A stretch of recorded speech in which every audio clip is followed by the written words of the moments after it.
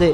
تو بلا تاخیر خطاب شروع ہوتا ہے شیخ محترم فضیلت الشیخ مسعود عالم حافظہ اللہ تعالی۔ شیخ ریاض سلفی صاحب آگے تشریف لے آئیں، اللہ تبارک و تعالی آپ کو جزائے خیر عطا فرمائے۔ اعوذ باللہ السمیع العلیم من الشیطان الرجیم۔ قال اللہ تبارک و تعالی ان الذین یتلون کتاب اللہ واقاموا الصلاۃ وانفقوا مما رزقناہم سرا وعلانیہ یرجون تجارۃ لن تبور لیوفیہم اجورہم ویزیدہم من فضلہ انہ غفور شکور۔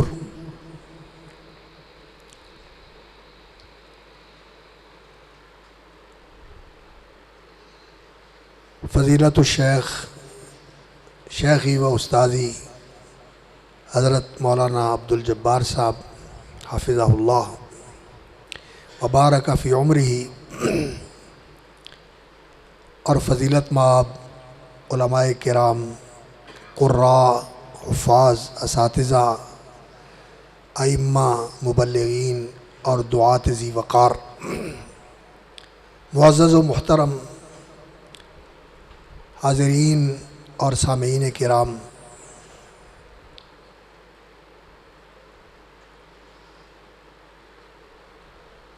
یہ مرکز نور الہدا میرے لیے بہت ہی محترم جگہ ہے کہ اس کی بنیاد اور اس کا اہتمام میرے استاذ مکرم مولانا عبدالجبار صاحب فرما رہے ہیں، اور اس میں ان کے صاحبزادہ گرامی اور ان کے رفقاء ماشاء اللہ دن رات محنت و کوشش کر رہے ہیں۔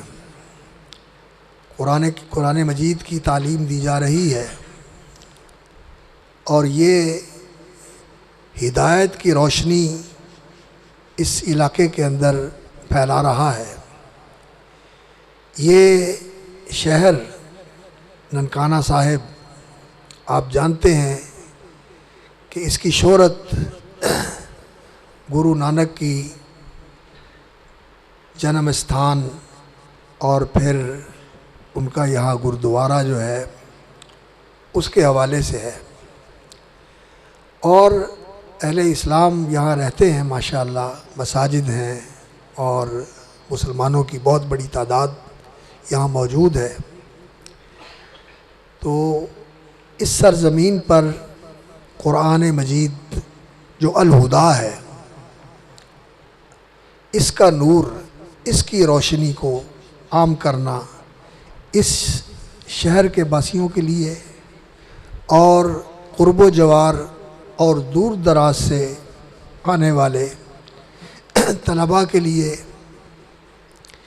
اس روشنی کو فراہم کرنا، اور اس سے ان کے دلوں کو، ان کے سینوں کو، ان کے ذہنوں کو اور ان کی زندگیوں کو منور کرنا، یہ بہت ہی عظیم الشان اور بابرکت عمل ہے۔ اللہ اسے قبول فرمائے اور اسے جاری و ساری رکھے، اور اللہ رب العزت اس ہدایت کے ساتھ ہمیں راہ یاب فرما دے۔ یہ ہدایت ہمارے لیے ایسی ثابت ہو کہ ہم راہ راست کے اوپر آ جائیں، وہ راستہ جس کی طرف قرآن مجید رہنمائی کرتا ہے، اللہ کی بندگی کا راستہ، اللہ کی فرما برداری کا راستہ، اللہ کے تقوی کا راستہ، اللہ کے رسول سید الاولین والآخرین خاتم الانبیاء والمرسلین محمد الرسول اللہ صلی اللہ علیہ وسلم کی اطاعت و اتباع، آپ کی فرما برداری اور پیروی کا راستہ۔ اللہ رب العزت ہمیں اس راستے کا راہی بنا دے، اس راستے پہ لگا دے، چلا دے، اس پہ استقامت بخشے، اور اسی پہ چلتے ہوئے ہم اللہ رب العزت کی بارگاہ میں پہنچ جائیں۔ اور یہ جو قرآن مجید کی روشنی ہے، اس روشنی کو اللہ رب العزت ہمارے دلوں کے اندر اتار دے۔ قرآن کو اللہ رب العزت نے الہدا بھی کہا ہے اور نور بھی کہا ہے۔ قرآن مجید نور بھی ہے اور قرآن مجید رہنمائی بھی ہے۔ تو قرآن کے نور سے اپنی زندگی کو منور کرنا اور قرآن کی ہدایت کے مطابق اپنی زندگی کو بسر کرنا، یہ انسان کی سعادت ہے، یہ انسان کی سعادت ہے۔ اور ہمیں قرآن کے ساتھ جڑنا چاہیے اور قرآن کا سیکھنا اور قرآن کا سمجھنا اور پھر قرآن کی تصدیق کر کے قرآن مجید کو دل و جان سے قبول کر کے پھر اس پر عمل کرنا، یہ ہماری سعادت ہے، ہماری خوش نصیبی ہے، ہماری کامیابی ہے، ہماری سرفرازی ہے، اس دنیا کے اندر بھی اور آخرت کے اندر بھی۔ ہمیں قرآن سے جڑنا چاہیے، اپنی اولادوں کو جوڑنا چاہیے اور قرآن سیکھنا چاہیے اور قرآن کو سمجھنا چاہیے، قرآن مجید کے مطابق عمل کرنا چاہیے۔ یہ قرآن بہت بڑی دولت ہے، بہت بڑا خزانہ ہے اور یہ ایسا ساتھی ہے کہ جس نے اپنا تعلق قرآن کے ساتھ جوڑ لیا، جو قرآن والا بن گیا، قرآن کا ساتھی بن گیا، اسے پڑھنے والا، اسے سمجھنے والا، اس پر غور کرنے والا، اس پر عمل کرنے والا، اور جس نے قرآن کو اپنا رہبر و رہنما بنا لیا، اللہ رب العزت اس کو رفعتوں سے، بلندیوں سے اور عظمتوں سے ہمکنار فرما دیتے ہیں۔ جو قرآن مجید کی صفات ہیں نا، جو اللہ نے قرآن مجید میں ذکر فرمائی ہیں، جو قرآن والا بنتا ہے، قرآن کا ساتھی بنتا ہے، اللہ تعالیٰ اس کو ان صفات سے متصف فرما دیتے ہیں۔ قرآن اپنے ساتھیوں کو، اپنے ساتھ محبت کرنے والوں کو، اپنے ساتھ ربط و تعلق رکھنے والوں کو، اپنے ساتھ جڑنے اور وابستہ رہنے والوں کو ان صفات کے ساتھ متصف فرما دیتا ہے جو اللہ نے قرآن مجید میں بیان فرمائی ہے۔ اور یہ خزانہ اتنا بڑا خزانہ ہے اور یہ اتنی بڑی دولت ہے اور اتنا بڑا سرمایہ ہے کہ جس آدمی کو اللہ رب العزت قرآن دے دے تو پھر اس کو اس حقیقت کا ادراک ہونا چاہیے کہ یہ سب سے بڑا خزانہ اللہ نے میری جھولی میں ڈال دیا ہے، اب اس کے بعد کوئی چیز حیثیت ہی نہیں رکھتی کہ انسان اس کی طرف نگاہ اٹھا کے دیکھے۔ اللہ تعالیٰ نے اپنے پیغمبر کریم اور اپنے حبیب مکرم سیدنا و مولانا محمد الرسول اللہ صلی اللہ علیہ وسلم کو مخاطب کر کے بطور احسان کے ذکر فرمایا، وَلَقَدْ آتَيْنَاكَ سَبْعًا مِّنَ الْمَثَانِي وَالْقُرْآنَ الْعَظِيمِ۔ اے میرے حبیب مکرم، وَلَقَدْ یقیناً ہم نے آپ کو آتَيْنَاكَ عطا فرمایا ہے، سبعا من المثانی 7 آیتیں جو دہرائی جاتی ہیں،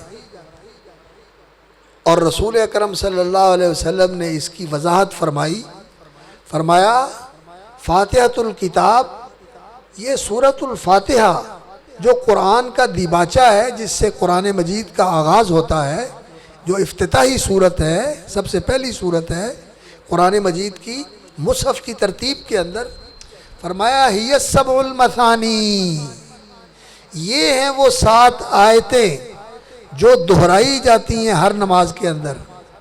اور رسول اکرم صلی اللہ علیہ وسلم نے فرمایا ہے کہ جو نماز سورہ فاتحہ کے بغیر پڑھی جائے وہ کوئی نماز نہیں ہے، لا صلاۃ، وہ نماز نہیں ہے۔ اور وہ فرمایا جس نے سورہ فاتحہ نماز کے اندر نہیں پڑھی اس کی نماز ناقص اور نامکمل ہے، خداج، وہ ایسے ہی ہے جیسے وقت سے پہلے جانور کا بچہ گر جائے، کسی کام کا نہیں ہوتا، تو ناقص نماز ہے وہ۔ یہ سبع المثانی والقرآن العظیم، اور یہ سورۃ الفاتحہ قرآن مجید کا حصہ ہے اور یہ قرآن العظیم کا مصداق ہے۔ السبع المثانی والقرآن العظیم، چونکہ سورۃ الفاتحہ ام الکتاب ہے، ام القرآن ہے، یہ قرآن مجید کا ایسا مرکزہ ہے کہ قرآن مجید کی ساری تعلیمات کا نچوڑ اور خلاصہ سورہ فاتحہ میں آ جاتا ہے۔ سورہ فاتحہ میں ام القرآن پورے قرآن کی تعلیمات کا نچوڑ آ جاتا ہے، اور ام الکتاب یہ قرآن مجید کی اصل ہے، جڑ بنیاد ہے، اس کا مرکزہ ہے، اور باقی قرآن مجید جو ہے وہ اس کی تفصیل ہے اور اس کی تبیین اور اس کی وضاحت ہے۔ تو ایک معنی یہ ہے، اور دوسرا معنی اس کا یہ ہے کہ وَلَقَدْ آتَيْنَاكَ سَبْعًا مِّنَ الْمَثَانِي وَالْقُرْآنَ الْعَظِيمِ، ہم نے آپ کو سبع من المثانی 7 مجموعے عطا فرمائے ہیں، من المثانی ان صورتوں کے اور ان مجموعوں کے جن کے اندر مضامین کو دہرایا گیا ہے۔ بار بار اللہ رب العزت نے توحید کا مضمون بیان کیا ہے، اللہ رب العزت کی عبادت کا مضمون بیان کیا ہے، اللہ کی معرفت کے حقائق بیان فرمائے ہیں، رسول اکرم صلی اللہ علیہ وسلم کی نبوت رسالت کا اس بات فرمایا ہے، ان کی اطاعت و اتباع کا اللہ رب العزت نے حکم دیا ہے۔ تو اسی طرح پہلے نبیوں کا تذکرہ ہے اور یہ بتایا کہ جنہوں نے انبیاء کی تصدیق کی اور ان کی اطاعت و اتباع کی، اللہ رب العزت نے ان کو عزتیں اور کامیابیاں عطا فرمائیں، اور جنہوں نے نبیوں کو جھٹلایا اور ان کا مذاق اڑایا اور ان کو اذیتیں دیں اور ان کے بارے میں انہوں نے معاندانہ رویہ رکھا، تو اللہ رب العزت نے ان کو ناکام و نامراد فرمایا اور دنیا کے اندر تباہ و برباد کر کے عبرت کا نشان بنا دیا۔ یہ مضامین قرآن مجید کے اندر بار بار دہرائے گئے ہیں، اسی لیے اللہ رب العزت نے پورے قرآن مجید کو کیا کہا ہے؟ اللہ نزل احسن الحدیث کتابا متشابہا مثانیہ۔ اللہ نزل احسن الحدیث، اللہ رب العزت نے یہ بہترین بات، یہ سچی بات، سب سے خوبصورت بات، سب سے سچی بات قرآن مجید جو اللہ کی بات ہے، اللہ کا فرمان ہے، اللہ کا کلام ہے، اللہ نزل احسن الحدیث، یہ سب سے خوبصورت بات اللہ رب العزت نے اتاری ہے، کتابا متشابہا، یہ ایسی کتاب ہے جو ملتی جلتی ہے، اس کا ایک مقام دوسرے مقام کی تصدیق کرتا ہے، اس کی وضاحت کرتا ہے، اس کی تائید کرتا ہے، اس کے اندر ایک مضمون کو بار بار دہرایا جاتا ہے، لیکن یہ اس کا کمال اور اعجاز ہے کہ اللہ اکبر، کوئی اس کی مثال نہیں پیش کر سکتا، اور یہ اس کی خوبی اور یہ اس کا امتیاز ہے کہ اس کے اندر اللہ رب العزت نے ایسی چاشنی رکھی ہے، ایسی حلاوت رکھی ہے، ایسی کشش رکھی ہے، ایسا اللہ رب العزت نے جذب رکھا ہوا ہے کہ یہ اپنی طرف کھینچتا ہے، انسان کو پڑھتے ہوئے اکتاہٹ محسوس نہیں ہوتی، بات پہلے بھی بیان ہوئی ہوتی ہے، اب بھی ہو رہی ہے، آگے جا کے بھی ہوگی، لیکن ہر جگہ اس کا نیا رنگ ہے، ہر جگہ اس کا نیا لطف ہے، ہر جگہ اس کے اندر سے نئی چیز اللہ رب العزت ثابت کرتے ہیں۔ قرآن مجید کے اندر تشابہ ہے، آیتیں بھی ایک دوسرے سے ملتی جلتی ہیں، اور حافظوں کو ان متشابہات کو ضبط کرنے کے لیے کافی محنت کرنی پڑتی ہے، پختگی اختیار کرنی پڑتی ہے کہ یہ آیت فلاں جگہ بھی ہے، فلاں جگہ بھی ہے، اور اس میں یہ فرق ہے، اور حافظوں کو خاص طور پر اس پہ توجہ کرنی پڑتی ہے۔ تو قرآن مجید کے اندر الفاظ کا تشابہ بھی ہے اور معانی اور مضامین کا تشابہ بھی ہے، کتاب متشابہا مثانیہ، اور اس کے اندر بار بار چیز کو دہرایا گیا ہے۔ دنیا کی کتابوں کے اندر اگر ملتی جلتے مضامین ہوں اور ان کے اندر اس طرح ایک چیز کو بار بار دہرایا گیا ہو، تو ان کی قدر و قیمت میں کمی آ جاتی ہے، اور یہ کہا جاتا ہے کہ اس میں تکرار ہے اور اس میں ایک ہی چیز کو بار بار دہرایا گیا ہے۔ لیکن قرآن مجید کی یہ عظمت ہے کہ اس کے باوجود کہ اس کے اندر تشابہ ہے اور اس کے اندر تکرار ہے، اللہ رب العزت نے فرمایا ہے کہ اس جیسی کتاب پیش کرو، اس جیسی ایک کتاب پیش کر دو۔ پھر اللہ رب العزت نے فرمایا کہ اس جیسی کتاب نہیں لا سکتے ہو تو اللہ اکبر، اس جیسی 10 صورتیں پیش کر دو۔ 10 صورتیں نہیں لا سکتے ہو تو سورۃ البقرہ میں فرمایا فاتو بسورۃ من مثلہ، اس جیسی ایک صورت ہی لا کے پیش کر دو۔ اور اللہ رب العزت نے سورہ بنی اسرائیل کے اندر فرمایا قل ان اجتمعت الانس والجن علی ان یاتوا بمثل هذا القرآن لا یاتون بمثلہ، اگر سارے انسان اور سارے جن اکٹھے ہو جائیں اور وہ اس بات کے لیے کوشش کریں، قل ان اجتمعت الانس والجن علی ان یاتوا بمثل هذا القرآن، وہ اس قرآن جیسی کتاب پیش کریں، لا یاتون بمثلہ، اس جیسی کتاب پیش نہیں کر سکتے، وَلَوْ كَانَ بَعْضُهُمْ لِبَعْضٍ ظَهِيرًا، اگرچہ وہ سارے ایک دوسرے کی مدد کرنے والے ہوں۔ جن اور انسان، بڑے بڑے فلاسفر، بڑے بڑے دانشور، بڑے بڑے شاعر، بڑے بڑے خطیب، بڑے بڑے سخنور، بڑے بڑے علم و دانش رکھنے والے، بڑے بڑے علم رکھنے والے، بڑے بڑے معرفت کے شناور جتنے بھی ہیں، سارے اکٹھے ہو جائیں، اللہ رب العزت نے چیلنج کیا ہے کہ وہ قرآن جیسی کتاب نہیں پیش کر سکتے۔ اور اللہ رب العزت نے فرمایا فَإِن لَّمْ تَفْعَلُوا وَلَن تَفْعَلُوا، اس جیسی کتاب پیش کرنا تو کہاں رہا، اس جیسی ایک صورت بھی آج تک تم نہیں لا سکے ہو۔ وہ عرب جنہیں اس بات پر فخر تھا کہ وہ اپنے آپ کو کہتے تھے کہ ہم عرب ہیں، عرب کا معنی ہوتا ہے بیان کرنے والا، انہیں اپنے بیان اور اپنے خطاب اور اپنی قوت تعبیر پر اور اپنے اظہار پر انہیں بڑا فخر اور ناز تھا۔ دنیا کو وہ عجم کہتے تھے گونگے، اور خود کو عرب کہتے تھے کہ ہم گویا ہیں۔ اور واقعتاً عربی زبان ایسی زبان ہے کہ اس کے اندر جتنی وسعت ہے اور جتنا تنوع ہے اور جتنی لطافت ہے اور جتنی ہر ایک ایک چیز کے لیے لفظ موجود ہے، اور اس کے لیے جو الفاظ ہیں ان کے اندر بڑی معنویت ہے، بڑی گہرائی ہے، یہ دنیا کی کسی زبان کے اندر نہیں۔ جنہوں نے دنیا کی بہت ساری زبانیں سیکھی ہیں ان کا یہ اعتراف ہے کہ عربی زبان جیسی وسیع اور اس جیسی باریک اور لطیف زبان دنیا کے اندر کوئی نہیں۔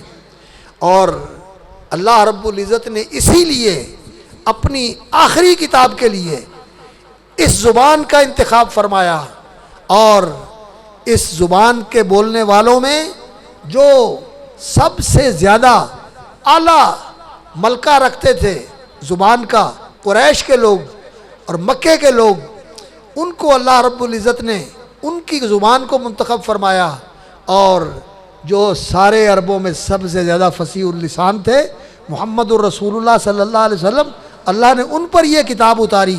اور یہ تو اللہ کا کلام ہے، یہ تو بشر کا کلام ہی نہیں ہے، یہ اللہ کا کلام ہے۔ اللہ رب العزت نے اس کو اپنی طرف منسوب فرمایا ہے کہ تنزیل رب العالمین، تنزیل الکتاب من اللہ العزیز الحکیم، یہ اللہ کا اتارا ہوا کلام ہے۔ تو اس کلام کے اندر اللہ رب العزت نے عربی زبان کو استعمال کیا، اور اس کی فصاحت، اس کی بلاغت، اس کی لطافت، اس کی حلاوت اور اس کی کشش، اس کی تاثیر اور اس کے معانی، اس کے مطالب، اس کے حقائق، اس کے معارف اتنے زیادہ ہیں، اللہ اکبر، کہ صدیاں گزر گئی ہیں، لوگ اس کے بارے میں لکھ رہے ہیں، چیزیں نئی نئی نکال کے پیش کر رہے ہیں، لیکن ہر ایک یہ کہتا ہے کہ یہ ایسا سمندر ہے جو پایاب نہیں ہو سکتا، اور یہ ایسا سمندر ہے جس کا کنارہ نہیں دیکھا جا سکتا، اور اس کے اندر ایسی گہرائی اور وسعت ہے کہ اس کی کوئی حد اور اتھا نہیں ہے، کوئی اس کی اتھا اور انتہا نہیں ہے، اتھا سمندر ہے یہ قرآن مجید۔ اللہ رب العزت نے اس کتاب کو اتارا ہے، اور اللہ رب العزت نے اس کتاب کو بہت بڑا خزانہ بنا کے اتارا ہے۔ تو یہ میں عرض کر رہا تھا اس آیت کے حوالے سے مثانیہ، کہ اس کے اندر مضامین کو دہرایا گیا ہے، مضامین اس کے اندر دہرائے گئے ہیں، اور اس کے باوجود اس کے باوجود اللہ رب العزت نے اس کے اندر یہ حلاوت رکھی ہے کہ جہاں وہ بات پلٹ کے آتی ہے، موسیٰ علیہ الصلوۃ والسلام کا قصہ ہے، نوح علیہ الصلوۃ والسلام کا قصہ ہے، جس صورت میں آیا ہے نئے رنگ میں آیا ہے اور نئی حقیقت وہاں واضح کر رہا ہے اور نئی چیز پیش کر رہا ہے. اور اللہ رب العزت نے جو پہلی ساری آسمانی وحی تھی، اللہ رب العزت نے اس کا سارا خلاصہ اس کتاب میں جمع کر دیا ہے، اور پہلی ساری آسمانی کتابوں کا اللہ رب العزت نے نچوڑ اس کتاب کے اندر جمع کر دیا ہے. اور عربی زبان اس کے لیے اللہ رب العزت نے منتخب فرمائی اور محمد الرسول اللہ صلی اللہ علیہ وسلم کے قلب اطہر پر اس کو نازل فرمایا، اور آپ صلی اللہ علیہ وسلم کو مخاطب کر کے فرمایا کہ آپ کو یہ 7 مجموعے عطا کیے گئے ہیں. قرآن مجید کی صورتوں کے 7 منزلیں ہیں. قرآن مجید کی 7 منزلیں ہیں صورتوں کی تعداد کے اعتبار سے. 3 صورتوں کی ایک منزل ہے، پھر 5 صورتوں کی ایک منزل ہے، پھر 7 صورتوں کی ایک منزل ہے، پھر 9 صورتوں کی ایک منزل ہے، پھر 11 صورتوں کی ایک منزل ہے، اور پھر اس کے بعد جو آخری منزل ہے 7ویں منزل، وہ ان ساری صورتوں کی تعداد کے مطابق اللہ رب العزت نے 65 صورتوں کی ایک منزل بنائی ہوئی ہے. 65 صورتیں آخری منزل کے اندر. تو یہ 7 مجموعے تعداد کے اعتبار سے ہیں، اور مضامین کے اعتبار سے بھی قرآن مجید کے 7 مجموعے ہیں. خیر یہ باتیں علمی ہیں، میں اس طرف زیادہ آگے نہیں جاتا، میں صرف واپس آتا ہوں پھر کہ یہ قرآن مجید جو ہے یہ پوری کتاب بھی 7 من المثانی ہے. سورہ فاتحہ تو ہے، نبی صلی اللہ علیہ وسلم نے اس کو اس کا مصداق بتایا، اور قرآن مجید خود بھی 7 من المثانی، یہ 7 مجموعے ہیں اس کے جن کے اندر مضامین کو دہرایا گیا ہے، مضامین کو دہرایا گیا ہے. اور اللہ رب العزت نے فرمایا اللہ نزل احسن الحدیث کتابا متشابہا مثانیہ تقشعر منہ جلود الذین یخشون ربہم. یہ ایسی کتاب ہے کہ جن کے دلوں میں اللہ رب العزت کی خشیت اور اس کا خوف ہے، وہ اللہ کی عظمت و جلال کا ادراک رکھتے ہیں کہ وہ کتنی بڑی ہستی ہے اور کتنی طاقت و قدرت والا ہے اور کتنی قدرت کاملہ والا اور قوت قاہرہ والا وہ رب العالمین ہے. وہ اس سے ڈرتے لرزتے رہتے ہیں، کانپتے اور ترساں رہتے ہیں، لرزاں ترساں رہتے ہیں، کانپتے ڈرتے رہتے ہیں کہ کہیں ناراض نہ ہو جائے، کہیں پکڑ نہ لے. اگر وہ پکڑ لے تو ایسے پکڑتا ہے اللہ اکبر کہ سارا کچھ ٹھیک ہوتا ہے، دل بیٹھ جاتا ہے. سب کچھ ٹھیک ہوتا ہے، شریان پھٹ جاتی ہے. سب کچھ ٹھیک ہوتا ہے، اللہ اکبر پتہ چلتا ہے بلڈ کینسر ہو گیا ہے، اب اس کے بچنے کی امید کوئی نہیں. اللہ رب العزت بڑی قدرت کاملہ والا ہے، اس سے ڈرتے رہنا چاہیے، اس کا خوف دل میں ہونا چاہیے. تو تقشعر منہ جلود الذین یخشون ربہم ثم تلین جلودہم وقلوبہم الی ذکر اللہ. اور پھر قرآن سن کر تلین جلودہم وقلوبہم، ان کے یہ کھالیں جسم کی، ان کی چمڑیاں، ان کے جسم کی کھال نرم پڑ جاتی ہے، ان کے تران ڈھیلے پڑ جاتے ہیں، اکڑ ختم ہو جاتی ہے، تناؤ ختم ہو جاتا ہے، دل نرم ہو جاتا ہے. تلین جلودہم وقلوبہم الی ذکر اللہ ذالک ھدی اللہ یہدی بہ من یشاء. یہ اللہ کی رہنمائی ہے، جس کو اللہ نوازنا چاہتے ہیں اس رہنمائی کے ساتھ سرفراز فرما دیتے ہیں ومن یضلل اللہ فما لہ من ہاد. اور جس کو اللہ تعالیٰ دھکا دے دے، اللہ رب العزت اس کو ٹھکرا دے، پھر اس کو کہیں سے ہدایت نہیں ملتی. تو قرآن مجید یہ بھی 7 المثانی ہے، اور القرآن العظیم یہ بڑی عظمت والا قرآن ہے. اس کو اللہ رب العزت نے بڑی عظمت دی ہے. کیوں نہ عظمت ہو کہ یہ کس کا کلام ہے؟ وَهُوَ الْعَلِيُّ الْعَظِيمُ، اس اللہ کا جو العلی الاعلیٰ ہے. سبح اسم ربک الاعلیٰ، اللہ رب العزت سب سے اوپر ہے. اللہ کہاں ہے؟ آسمانوں کے اوپر کرسی، کرسی کے اوپر عرش، عرش کے اوپر اللہ رب العزت. الاعلیٰ، سب سے اعلیٰ، سب سے اوپر، سب سے اونچا. العلی العظیم، بڑی شان والا اور بڑی عظمت والا، بڑی عظمت والا. اس کی عظمت شان اور مرتبے کے اندر بھی، اور اس کی عظمت اس کے اللہ اکبر وجود کے اندر بھی اتنا اللہ رب العزت بڑا ہے کہ یہ ساری کائنات اس کے مقابلے میں چھوٹی ہے. یہ ساری کائنات اللہ رب العزت کے مقابلے میں چھوٹی ہے. اللہ رب العزت زمینوں کو اپنی انگلی پہ رکھ لے گا, آسمانوں کو اپنی مٹھی میں لے لے گا. اللہ اکبر, اللہ کتنا بڑا ہے, کوئی تصور نہیں کر سکتا.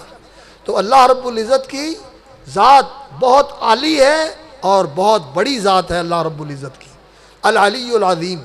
تو قرآن مجید اس علی العظیم کا کلام ہے اور اللہ رب العزت نے اس کو عظمت عطا فرمائی ہے. تو جو لوگ قرآن سے جڑتے ہیں اللہ ان کو بھی عظمت عطا فرما دیتا ہے, ان کو بھی اللہ رب العزت عظمت عطا فرما دیتا ہے, وہ عظیم ہو جاتے ہیں اور اللہ تعالیٰ ان کو بلندیاں عطا فرما دیتا ہے. حدیث میں آتا ہے ان اللہ یرفع بہذا الکتاب اقواما, اس قرآن کے ذریعے اللہ رب العزت لوگوں کو رفعت عطا فرماتا ہے, بلندی عطا فرماتا ہے, سرفرازی عطا فرماتا ہے. اللہ تعالیٰ انہیں بلندیاں عطا کر دیتا ہے, نیچے سے اٹھا کے اوپر لے جاتا ہے. اللہ اکبر. اور کیسے اوپر لے جاتا ہے؟ سبحان اللہ. کہ حدیث میں آتا ہے جب قرآن کے قاری کو, اللہ اکبر, قبر سے نکلے گا قرآن کا قاری تو قرآن اس کا استقبال کرے گا, قرآن اس کا استقبال کرے گا اور قرآن اس کا ہاتھ پکڑ کر اللہ رب العزت کی بارگاہ میں لے جائے گا. اور قرآن مجید اللہ رب العزت سے کہے گا یا اللہ میں تیرا کلام ہوں اور یہ میرا ساتھی ہے جس نے مجھے سینے میں اتارا, جو مجھے پڑھتا رہا, جو مجھ پر غور و فکر کر کے مجھے سمجھتا رہا اور پھر میرے اوپر عمل کرتا, میرے مطابق عمل کرتا رہا, میرے مطابق چلتا رہا. اس نے میرا ساتھ نبھایا, میرا ساتھی تھا.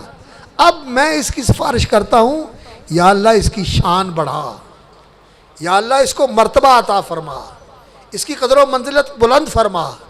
تو رسول اکرم صلی اللہ علیہ وسلم کی صحیح حدیث ہے مسند امام احمد میں, رسول اکرم صلی اللہ علیہ وسلم نے فرمایا تو اللہ رب العزت اس حافظ قرآن, اس قاری قرآن, قرآن پڑھنے والے, قرآن حفظ کرنے والے کی تاج پوشی فرمائیں گے.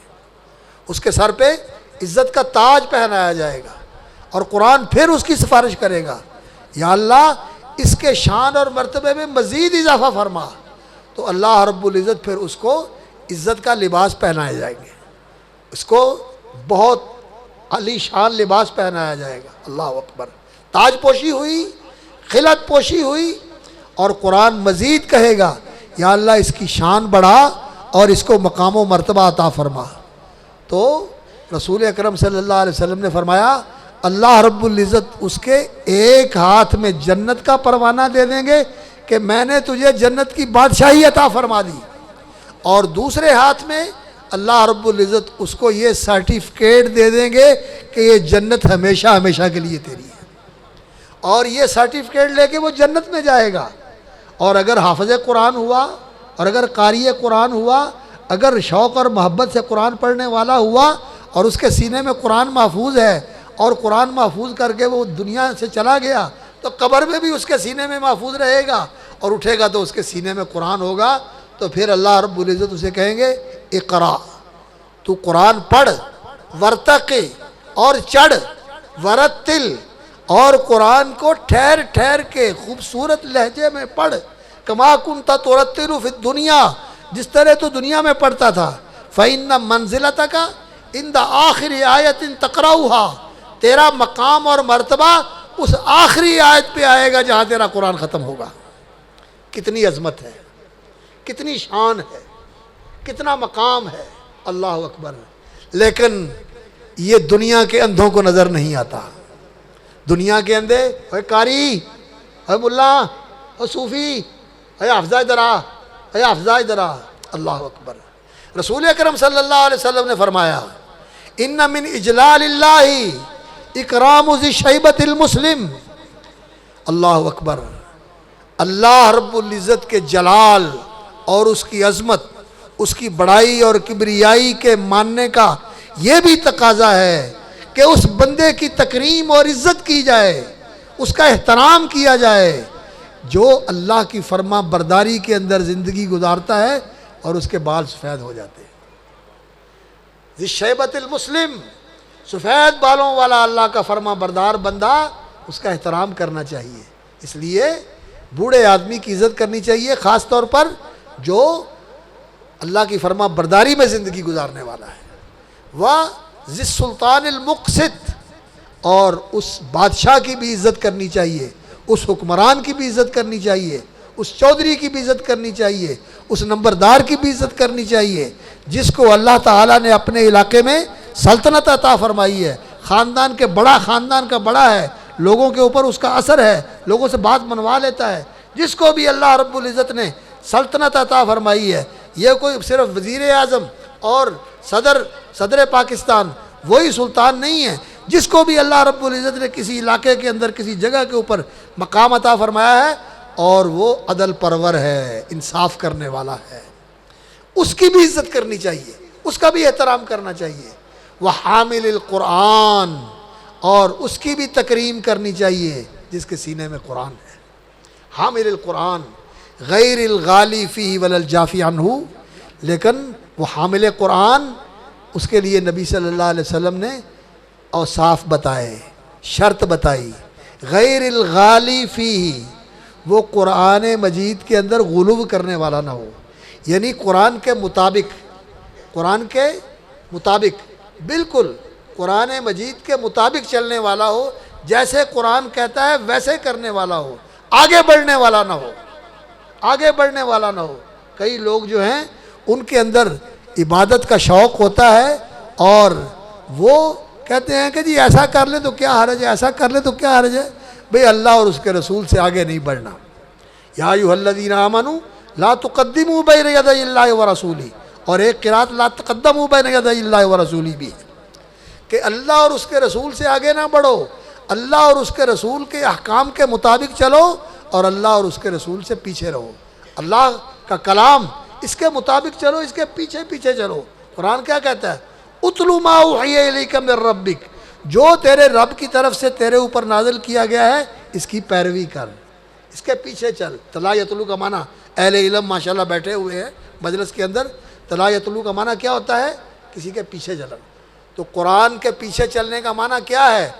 اللہ اکبر، من جعلہ امامہ، اور اس کا ایک روایت جو ہے اور اس کی ایک قرات امامہ بھی ہے، جو قرآن مجید کو اپنا امام اور رہبر بنا لے، جو قرآن مجید کو اپنا پیشوا بنا لے اور قرآن مجید کو اپنے سامنے رکھے، اس کو اپنے لیے گائیڈ بک بنا لے، رہنما کتاب بنا لے، اپنے لیے دستور العمل بنا لے، اپنے لیے زندگی کا ضابطہ اور قاعدہ اور قانون بنا لے، جعلہ امامہ، اس کو دیکھ دیکھ کے چلے، غیر الغالی فی، اسے آگے بھی نہ بڑھے دائیں بائیں نہ جائے، ولا الجافی عنہ، اور اس کو چھوڑے بھی نہ، اس سے منہ موڑے بھی نہ اور اس سے تعلق توڑے بھی نہ، بلکہ اس سے جڑا رہے، جفا نہ کرے وفا کرے، قرآن سے جڑا رہے، لا تعلق نہ ہو، قرآن مجید کے ساتھ ربط اور ضبط رکھے، قرآن مجید کو پڑھتا رہے، سمجھتا رہے، سیکھتا رہے، سکھاتا رہے، پڑھاتا رہے، پہلاتا رہے، قرآن کے ساتھ جڑا رہے،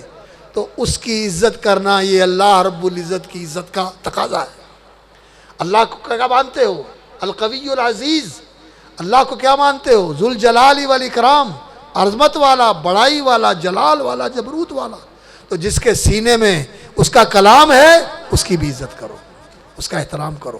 قرآن عظمت کے ساتھ سرفراز کر دیتا ہے، بلندیاں عطا فرما دیتا ہے، یرفع بہذا الکتاب اقواما ویضع بہ آخرین۔ اور اسی طرح قرآن کریم ہے۔ کرم کا معنی کیا ہوتا ہے؟ ہم تو عام طور پر کرامت جو ہے یہ اس معنی میں لیتے ہیں کسی کی عزت کرنا، کسی کا احترام کرنا، تکریم کرنا، کرم۔ لیکن عربی زبان کے اندر کریم کا معنی یہ ہوتا ہے جس کے اندر خیر بہت زیادہ ہو، بھلائی بہت زیادہ ہو، اس کے اندر شر نہ ہو، خیر ہی خیر ہو، اس کو کریم کہا جاتا ہے۔ جس کی خیر، جس کی برکت، جس کا احسان، جس کی نیکی، جس کی بھلائی دوسروں کو فیض یاب کرے، اسے کریم کہا جاتا ہے، اسے کریم کہا جاتا ہے۔ تو قرآن کو اللہ رب العزت نے کریم کہا، انہ لقرآن کریم۔ قرآن خیر کا اور برکت کا مرکز ہے، مجموعہ ہے، اس میں اللہ رب العزت نے خیر رکھی ہوئی ہے، دنیا کی بھی خیر اللہ رب العزت نے قرآن میں رکھی ہوئی ہے، اور قبر کے اندر انسان کو ملنے والی خیر بھی اللہ نے قرآن کے اندر رکھی ہوئی ہے، اور حشر میں بھی اللہ رب العزت نے ملنے والی خیر قرآن کے اندر رکھی ہوئی ہے۔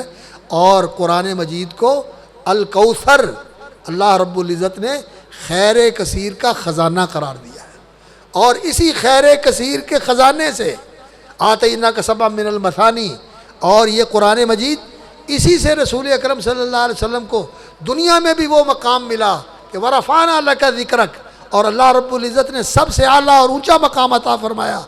रसूल अकरम सल्लल्लाहु अलैहि वसल्लम मेराज पर सारे नबी नीचे रह गए और आप सिदरतुल मुंतहा तक पहुँच गए, आप सिदरतुल मुंतहा तक पहुँच गए। और क़यामत वाले दिन रसूल अकरम सल्लल्लाहु अलैहि वसल्लम को अज़मत मिलेगी। अल्लाह अकबर, अल्लाह की बारगाह में आगे बढ़कर सिफारिश करने की किसी को हिम्मत नहीं होगी।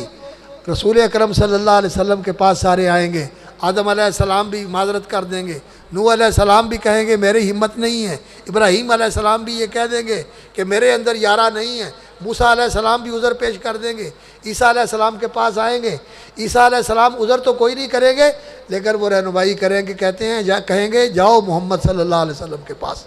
वो हस्ती हैं कि गफ़रल्लाहु लहू मा तक़द्दम मिन ज़ंबिही, अल्लाह रब्बुल इज़्ज़त ने उनका सब कुछ बख्श दिया और अल्लाह रब्बुल इज़्ज़त ने उनको सबसे ऊंचा मकाम दिया है। वो अल्लाह रब्बुल इज़्ज़त की बारगाह में पेश हो सकते हैं और जाकर कह सकते हैं, पूरी दुनिया की सिफारिश करेंगे। शफ़ाअत कुबरा रसूल अकरम सल्लल्लाहु अलैहि वसल्लम फरमाएंगे और आप सल्लल्लाहु अलैहि वसल्लम की उम्मत की भी आप सल्लल्लाहु अलैहि वसल्लम सिफारिश करेंगे और तमाम इंसानियत की भी अल्लाह ताला के हजूर सिफारिश करेंगे, या अल्लाह इनका हिसाब शुरू कर, और अपनी उम्मत की भी सिफारिश फरमाएंगे। तो ये मकाम महमूद अल्लाह रब्बुल इज़्ज़त रसूल अकरम सल्लल्लाहु अलैहि वसल्लम को मैदान हशर में अता फरमाएगा। और फिर रसूल अकरम सल्लल्लाहु अलैहि वसल्लम पुल सरात के ऊपर से उबूर करने वाले भी सबसे पहले शख्स होंगे। सबसे पहले जो रसूल पुल सरात को उबूर करेंगे वो मोहम्मदुर रसूलुल्लाह सल्लल्लाहु अलैहि वसल्लम। और सबसे पहले जन्नत में जाने वाले जाकर जन्नत के दरवाजे पे जब दस्तक देंगे तो जन्नत का दरबार रिजवान पूछेगा कि कौन, तो कहेंगे मोहम्मद सल्लल्लाहु अलैहि वसल्लम। तो वो कहेगा बिका उमिरतु, यही हुक्म था कि मोहम्मद आएंगे तो जन्नत का दरवाज़ा खुलेगा। सबसे पहले जन्नत में जाएंगे मोहम्मद रसूलुल्लाह सल्लल्लाहु अलैहि वसल्लम। और जन्नत में सबसे ऊंचा मकाम किसका होगा? मोहम्मद रसूलुल्लाह सल्लल्लाहु अलैहि वसल्लम का। अल्लाह के अर्श के नीचे सबसे ऊंचा मकाम मोहम्मद रसूलुल्लाह सल्लल्लाहु अलैहि वसल्लम का होगा। ये किस चीज़ की वजह से मिला? ये रसूल अकरम सल्लल्लाहु अलैहि वसल्लम को इस कुरान की वजह से मिला और कुरान का बयान हिकमत की वजह से मिला। और जो रसूल अकरम सल्लल्लाहु अलैहि वसल्लम ने ख़जाना छोड़ा है दीन का, कुरान और सुन्नत, इसको जिस आदमी ने सीने में उतार लिया, इल्म सीख लिया इसका, इससे वो बहरा याब हो गया, इससे वो अल्लाह अकबर फैज़ याब हो गया और इस दौलत से उसने अपने आप को माला माल कर लिया। उसने बहुत बड़ा ख़जाना लूट लिया, बहुत बड़ा ख़जाना उसने जमा कर लिया। खुश नसीब हैं ये बच्चे, माशाल्लाह बहुत बड़ी तादाद है, 2 दर्जन के करीब 22 बच्चे माशाल्लाह जिन्होंने कुरान मजीद हिफ़्ज़ किया है। और इनके वालिदैन अगर यहाँ मौजूद हैं तो मैं अर्ज़ करूँगा कि अब इन बच्चों को दीन का आलिम बनाएं, कुरान का कारी बनाएं, कुरान का आलिम बनाएं, कुरान का खादिम बनाएं। अल्लाह रब्बुल इज़्ज़त के लिए इनको वक्फ़ कर दें। इंशाअल्लाह और अज़ीज़ अल्लाह ताला इनको दुनिया में भी इज़्ज़त अता करेगा और आगे जाकर आप देखना कि अल्लाह रब्बुल इज़्ज़त इनकी वजह से इनकी नस्लों में अल्लाह रब्बुल इज़्ज़त खैर व बरकत पैदा फरमा देता है। तो ये बहुत बड़ी सआदत है जो कुरान मजीद किसी को अल्लाह रब्बुल इज़्ज़त अता फरमा दे। तो बात हो रही थी कुरान मजीद की जो सिफ़ात हैं, अज़मत और करामत, अल्लाह रब्बुल इज़्ज़त इन सिफ़ात के साथ जो कुरान वाले हैं उनको भी अल्लाह रब्बुल इज़्ज़त नवाज देते हैं। कुरान अपने साथियों को इन सिफ़ात के साथ मुत्तसिफ़ कर देता है। अल्लाह ताला उनको खैर कसीर के साथ नवाज देते हैं और अल्लाह ताला उसको बुज़ुर्गी और अज़मत अता फरमाते हैं। कुरान मजीद कुरान मजीद बल हुआ कुरान मजीद, अल्लाह ने इसको मजद कहा है। मजद क्या होता है? चौधर, बड़ाई, शान, मर्तबा, बुलंदी। अल्लाह रब्बुल इज़्ज़त उसको अता फरमाता है जो अल्लाह अकबर कुरान मजीद का हाफिज़ हो, कारी हो, खादिम हो, कुरान पर अमल करने वाला हो और कुरान सीखने और सिखाने वाला हो। और रसूल अकरम सल्लल्लाहु अलैहि वसल्लम ने ये जो कुछ मैं बयान कर रहा हूँ ये सारा उसी हदीस की तफसीर है जिसके मुतल्लिक मुहतरम शेख साहब आपके सामने ज़िक्र कर रहे थे कि खैरुकुम, तुम में सबसे बेहतर। आप जानते हैं कि रसूल अकरम सल्लल्लाहु अलैहि वसल्लम की उम्मत के बारे में अल्लाह ने कुरान मजीद में क्या कहा है? उम्मत मुस्लिमा के बारे में, कुंतुम खैरा उम्मतिन उखरिजत लिन्नास, तुम सबसे बेहतरीन उम्मत हो जो अल्लाह रब्बुल इज़्ज़त ने लोगों की पेशवाई, लोगों की रहनुमाई और लोगों को अल्लाह का दीन पहुँचाने, दीन बताने دین پر عمل کر کے دکھانے کے لیے اللہ رب العزت نے تمہیں کھڑا کیا ہے۔ نبیوں والا کام تم نے کرنا ہے، نبیوں والا کام اللہ نے تمہارے ذمہ لگایا ہے، تم نے نبیوں والا کام کرنا ہے۔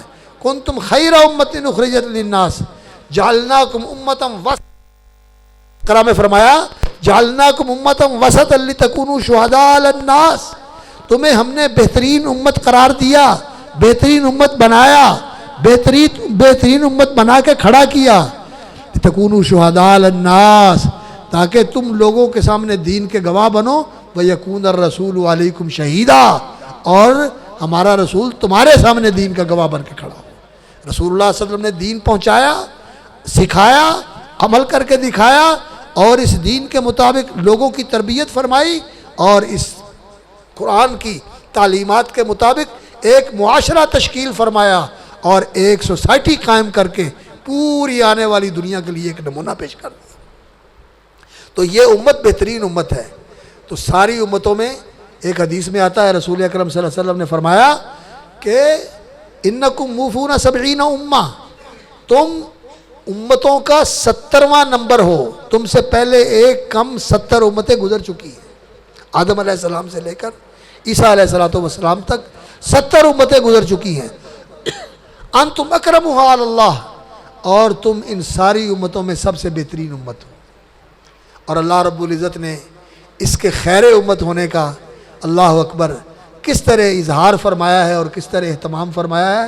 نبی صلی اللہ علیہ وسلم نے فرمایا نحن الآخرون السابقون یوم القیامہ، ہم آئے تو سب سے بعد میں ہیں، لیکن قیامت والے دن سب سے آگے ہوں گے، سب سے آگے ہوں گے۔ اس امت کا حساب بھی پہلے ہوگا، اور اس امت کو پل صراط سے گزارا بھی پہلے جائے گا، اور محمد الرسول اللہ صلی اللہ علیہ وسلم کے جھنڈے کے نیچے آپ کی قیادت کے اندر یہ امت جنت میں بھی سب سے پہلے جائے گی۔ یہ اللہ رب العزت نے اس امت کو شان دیا ہوا ہے، تو یہ بہترین امت ہے۔ تو اس بہترین امت میں جو سب سے بہترین لوگ ہیں وہ کون ہیں؟ من تعلم القرآن وعلمہ، جو قرآن سیکھنے والے اور قرآن سکھانے والے ہیں۔ تو قرآن کے سیکھنے میں میرے بھائیوں، قرآن مجید کے الفاظ کا درست پڑھنا، صحیح طریقے سے پڑھنا، اور اس کے تقاضے اور اس کا جو حق ہے پورا کر کے، حق ادا کر کے، تقاضے پورے کر کے اس کو پڑھنا، جس کو تجوید کہتے ہیں، اس کی کوشش کرنی چاہیے، اس کی محنت کرنی چاہیے۔ اور آج کل تو موبائل کے اندر ایسی ایپس موجود ہیں جن کے توسط سے آپ بڑی آسانی کے ساتھ اچھے طریقے سے قرآن پڑھ سکتے ہیں۔ تو آپ قرآن مجید سیکھیں اور قرآن مجید کو صحیح پڑھنے کی کوشش کریں۔ یہ بھی قرآن سیکھنا ہے کہ قرآن کے الفاظ پڑھنے آ جائیں انسان کو، اور پھر اس کا معنی اور مفہوم معلوم ہو جائے، انسان کو قرآن مجید کا معنی اور مفہوم معلوم ہو جائے، اس کا مطلب اور اس کا مقصد معلوم ہو جائے کہ قرآن ہمیں کہتا کیا ہے۔ اللہ نے قرآن مجید کو ہدایت بنایا ہے، اللہ رب العزت نے قرآن مجید کو ہدایت بنایا ہے، رہنما بنایا ہے۔ تو ہمیں جاننا چاہیے کہ قرآن مجید ہمارے لیے کیا پیغام لے کر آیا ہے، کیا رہنمائی لے کر آیا ہے، کیا راستہ ہمیں قرآن بتاتا ہے۔ اللہ رب العزت نے قرآن ہماری ہدایت کے لیے نازل فرمایا ہے، یبین اللہ لکم آیاتہ لعلکم تہتدون، اللہ اپنی آیتیں تمہارے لیے بیان کرتے ہیں تاکہ تم راہ یاب ہو جائے، تمہیں ہدایت مل جائے، تمہیں راستہ مل جائے۔ تو قرآن کا معنی مفہوم بھی سمجھنا چاہیے، اور پھر قرآن کے تعلق میں یہ آتا ہے کہ قرآن مجید کو حفظ کیا جائے، پھر قرآن کی قرات پڑھی جائے، تجوید پڑھی جائے۔ قرآن مجید کے اندر جو اللہ رب العزت نے قرات رکھی ہوئی ہیں ان کا علم حاصل کیا جائے، اور پھر قرآن کی تفسیر پڑھی جائے، اور قرآن کے علوم و معارف حاصل کیے جائے۔ قرآن میں اللہ رب العزت نے کیا کیا چیزیں بیان فرمائی، یہ سارے مرحلے ہیں تعلم قرآن کے، ان کو حاصل کرنا، سیکھنا، اور پھر ان کی تعلیم، ان کو آگے سکھانا اور آگے پہنچانا، اور یہ سب سے بہتر لوگوں کا کام ہے۔ اور یہ بچے قرآن کے متعلم ہیں، اللہ رب العزت ان کو صحیح معنوں میں قرآن سیکھنے والا اور قرآن سکھانے والا بنا دے، اور انہیں قرآن کا حافظ بنائے، اور قرآن کے حروف کا بھی حافظ بنائے، اور قرآن کی حدود کا بھی حافظ بنائے، قرآن کی حدود کا بھی حافظ بنائے، قرآن کے حکام کا بھی حافظ بنائے۔ قرآن کے حکام کی حفاظت کیا ہے کہ ان حکام کی پابندی کی جائے، ان کے مطابق عمل کیا جائے، ان کے اندر انسان غفلت اور کوتاہی سے بچے۔ اور قرآن کی حدود کیا ہے؟ جو حلال و حرام کی حدود اللہ نے قائم کر دی ہیں ان کی پاسداری کی جائے اور ان حدود سے تجاوز نہ کیا جائے. حلال سے آدمی حرام کی طرف نہ جائے, حرام سے بچے اور حلال کے دائرے کے اندر رہے, حلال کی حدود کے اندر رہے. حرام کی طرف انسان کا پیش قدمی نہیں ہونی چاہیے اور انسان کو آگے نہیں بڑھنا چاہیے. تو قرآن کی حدود کی بھی حفاظت کرے اور قرآن کے حروف کی بھی حفاظت کرے. اللہ رب العزت نے اس کی توفیق عطا فرمائے. تو قرآن مجید یہ بہت بڑا خزانہ ہے. تو اس آیت میں اللہ رب العزت نے یہ فرمایا ہے کہ وَلَقَدْ آتَيْنَاكَ سَبْعًا مِّنَ الْمَثَانِي وَالْقُرْآنِ الْعَظِيمِ, ہم نے آپ کو یہ 7 منزلیں, 7 مجموعے, 7 ملتی جلتی آیتیں رکھنے والی کتاب عطا فرمائی ہے. والقرآن العظیم یعنی قرآن العظیم, واو عاطفہ ہو تو تب بھی ٹھیک ہے, اور اگر واو تفسیریہ ہو عطف تفسیری کے لیے تو تب بھی ٹھیک ہے. یعنی سبع من المثانی سورہ فاتحہ اور القرآن العظیم اس کی ساری تفسیر, یا سبع من المثانی یہ 7 مجموعے, والقرآن العظیم یعنی قرآن عظیم اس کی تفسیر ہو جائے, اس طرح بھی ٹھیک ہے. دونوں طرح یہ معنی صحیح ہے. چونکہ اہل علم بھی بیٹھے ہوئے ہیں مجلس کے اندر, اس لیے میں نے تھوڑی سی بات یہ سامنے رکھی کہ اس طرح بھی اس کا مفہوم جو ہے وہ بنتا ہے. تو پھر اللہ رب العزت نے یہ خزانہ دینے کے بعد فرمایا کیا؟ فرمایا یہ قرآن کی دولت آپ کو عطا فرما دی, یہ خزانہ ہم نے آپ کو بخش دیا.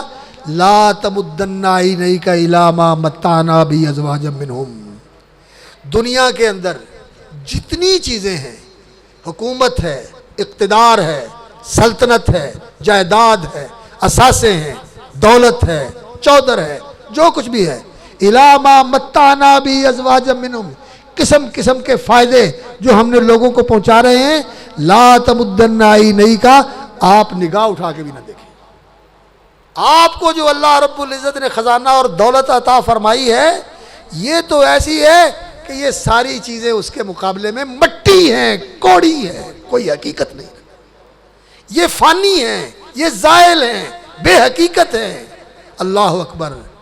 ایک حدیث میں آتا ہے اگر یہ ساری دنیا کی چیزیں جو کچھ دنیا کے اندر ہے, لو کانت الدنیا تعدل عند اللہ جناح بعوضۃ, اگر اس کی قدر و قیمت اللہ کے پاس ایک مچھر کے پر کے برابر بھی ہوتی نا تو اللہ تعالیٰ کسی کافر کو پانی کی گھونٹ نہ دیتا. اللہ کے ہاں اس کی کوئی قیمت نہیں, کافروں کو بھی دیتا ہے.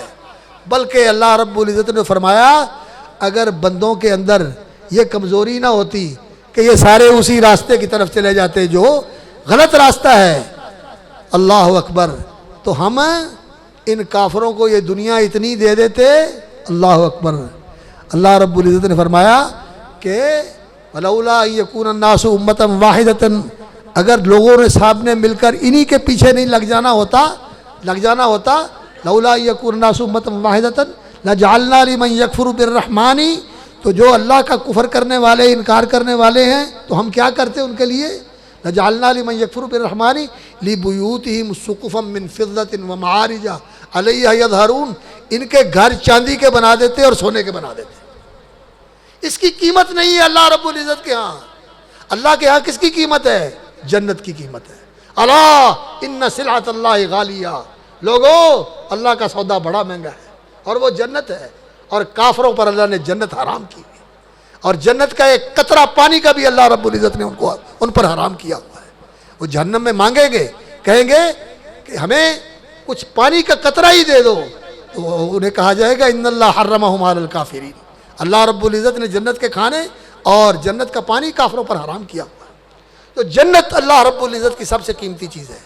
اور ایمان والوں کو جو دنیا ملتی ہے یہ اللہ رب العزت کا فضل ہے اور انعام ہے, لیکن تب جب ایمان اور اسلام انسان کے پاس ہو, وگرنہ یہ عذاب ہے اور یہ دھکا ہے اور یہ پھٹکار اور دھتکار ہے.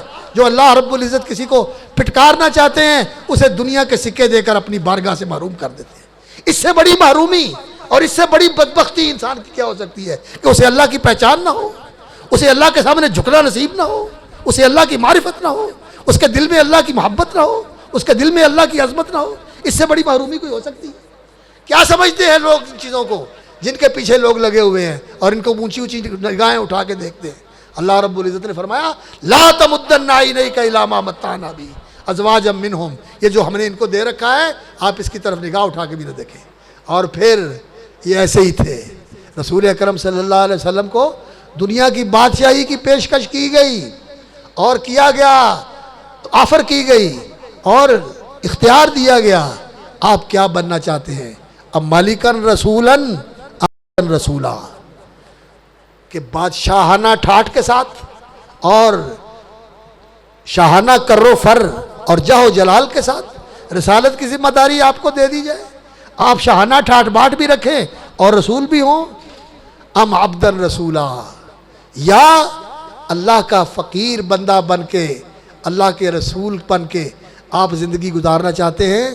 تو رسول اکرم صلی اللہ علیہ وسلم نے فرمایا عبدن رسولہ، میں بادشاہی نہیں چاہتا، میں عبدیت چاہتا ہوں، میں عبدیت چاہتا ہوں. عبدن رسولہ. اور اپنے لیے کیا پسند کیا؟ اللہم احیینی مسکینہ، یا اللہ مجھے مسکنت کے ساتھ زندہ رکھ، یعنی تیرے سامنے عاجزی کرنے والا، تیرے سامنے جھکنے والا، تیرے حکموں کے پر چلنے والا، اور تیرے سامنے اللہ اکبر اپنے آپ کو فروتن اور عاجز اور پست رکھنے والا. اللہ اکبر. رسول اکرم صلی اللہ علیہ وسلم زمین پر سجدہ کرتے تھے، ایسی زمین پر جہاں ریت بچھی ہوتی تھی، کوئی جائے نماز بھی نہیں ہوتی تھی، ایسی زمین پر سجدہ کرتے تھے. اور بارش ہو گئی، چھت ٹپک پڑی، اس لیے کہ وہ چھت ایسی تھی جو چھپر تھا کھجور کی ٹہنیوں کا، پانی ٹپک کے نیچے آ گیا اور اللہ کے رسول صلی اللہ علیہ وسلم نے اس کیچڑ والی زمین میں سجدہ کیا. آپ کی ناک پہ بھی مٹی لگی ہوئی ہے اور پیشانی مبارک پہ بھی مٹی لگی ہوئی ہے. عبدن رسولہ. اللہ اکبر. تو رسول اکرم صلی اللہ علیہ وسلم نے دنیا پسند ہی نہیں کی، اور اللہ رب العزت نے پیشکش بھی کی تو قبول نہیں فرمائی.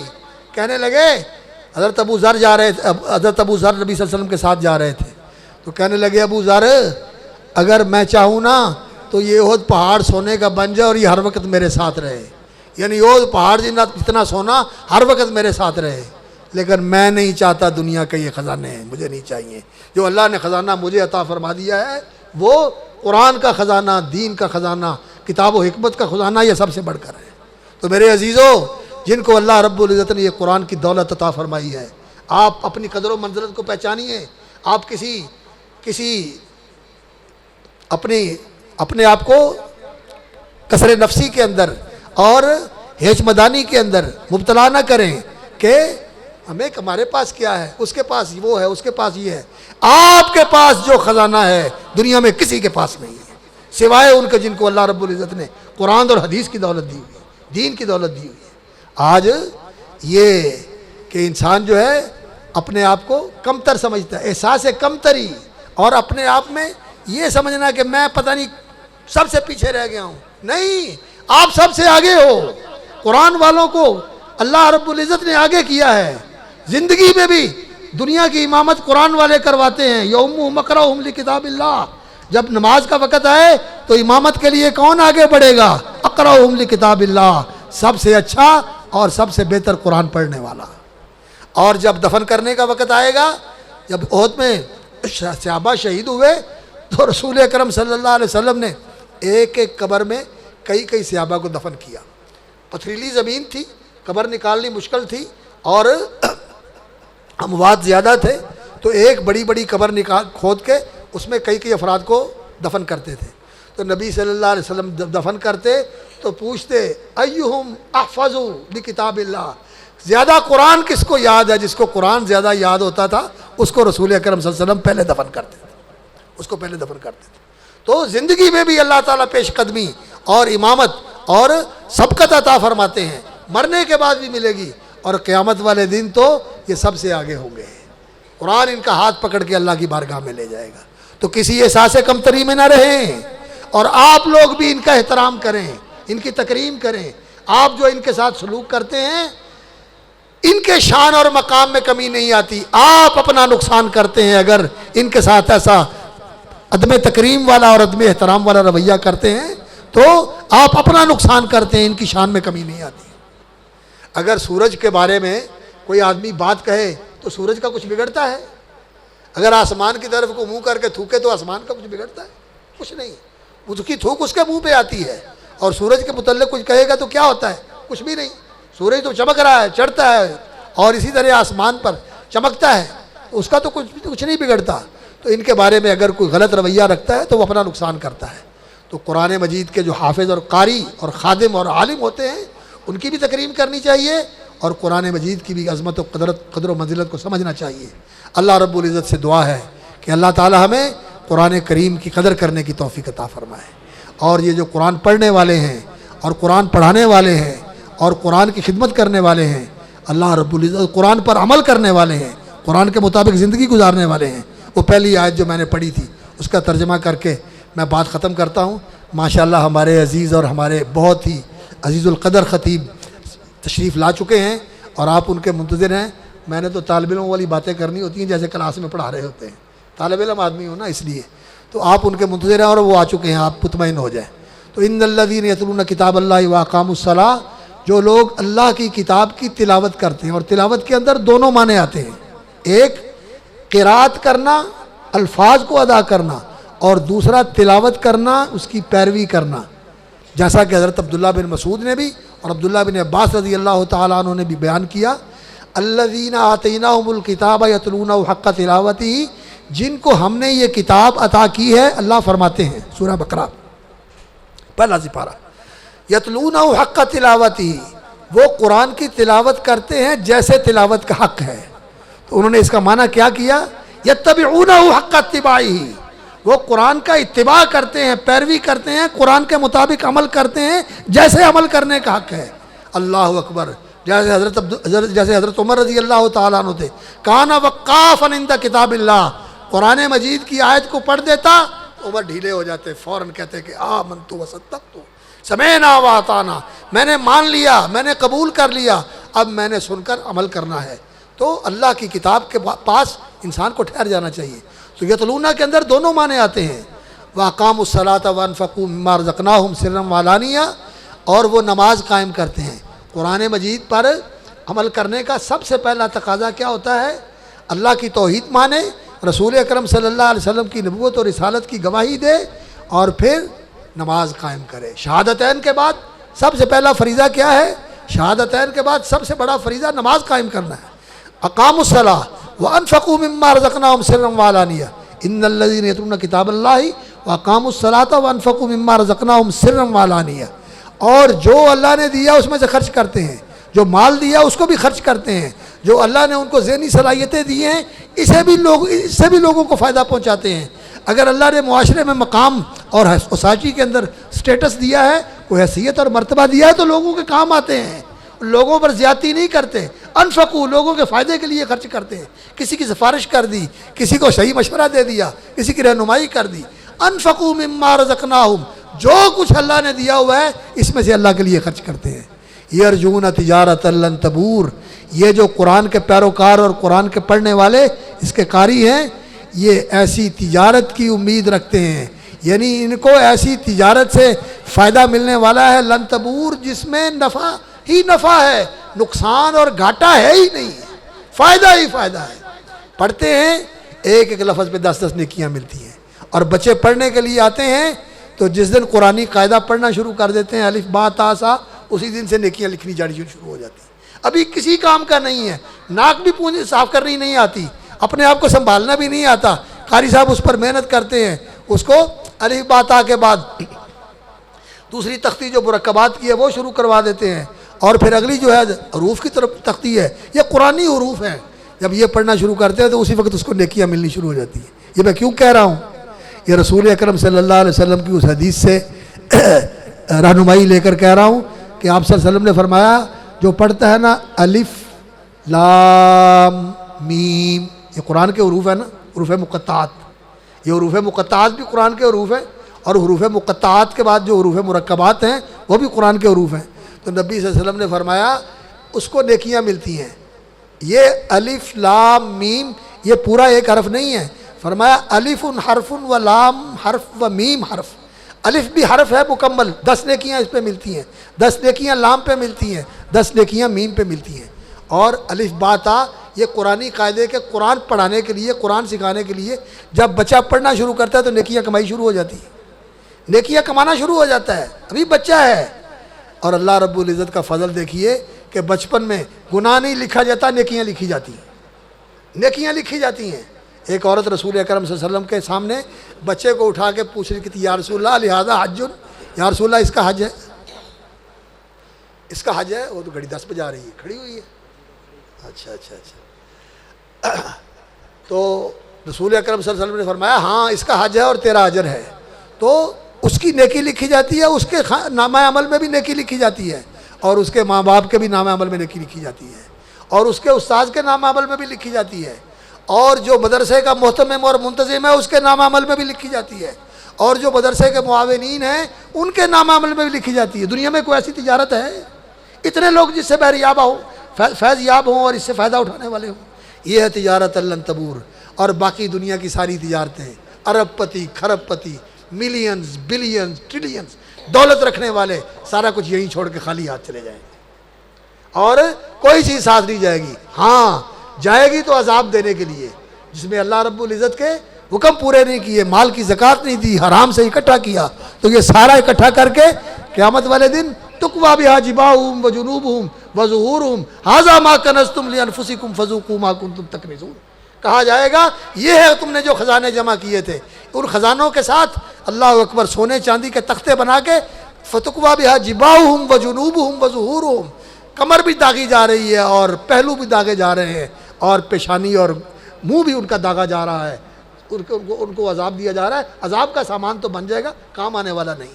لیکن جو قرآن کا تجارت کرنے والا ہے، جس نے قرآن فروشی نہیں، قرآن کو بیچنا نہیں، قرآن بہت عظیم چیز ہے. اللہ اکبر. قرآن بہت عظیم چیز ہے. قرآن مجید کو اللہ اکبر بکاؤ مال نہیں بنانا چاہیے، اس سے پڑھ کر اللہ سے اجر حاصل کرنا چاہیے، اللہ رب العزت سے ثواب لینا چاہیے. اللہ اکبر. اور اس کی عظمت کو ملحوظ رکھنا چاہیے.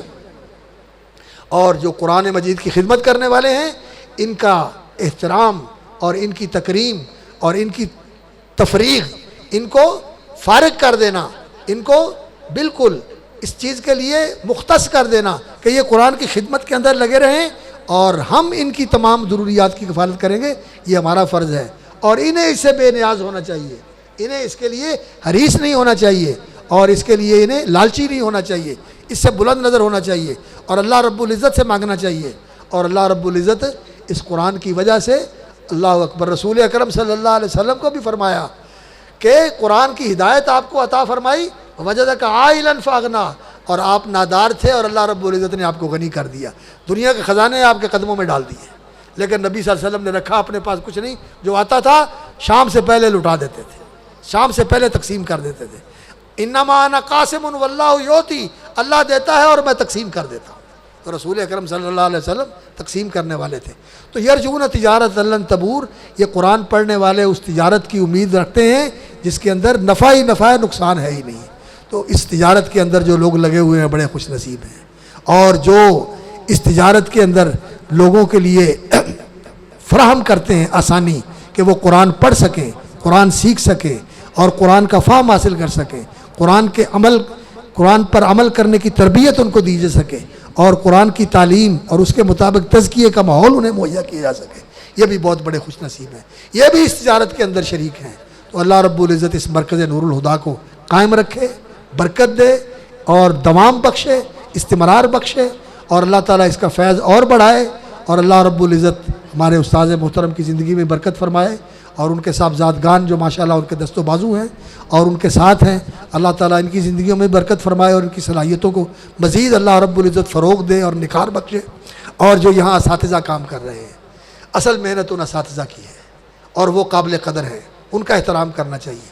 اور آپ جب بھی مدرسے کے اوپر کوشش کرتے ہیں تو ان اساتذہ کا خیال رکھیں، ان کی قدر کریں جنہوں نے اپنی زندگیاں قرآن کے لیے وقف کی ہوئی ہیں، اور انہیں مستغنی کر دیں.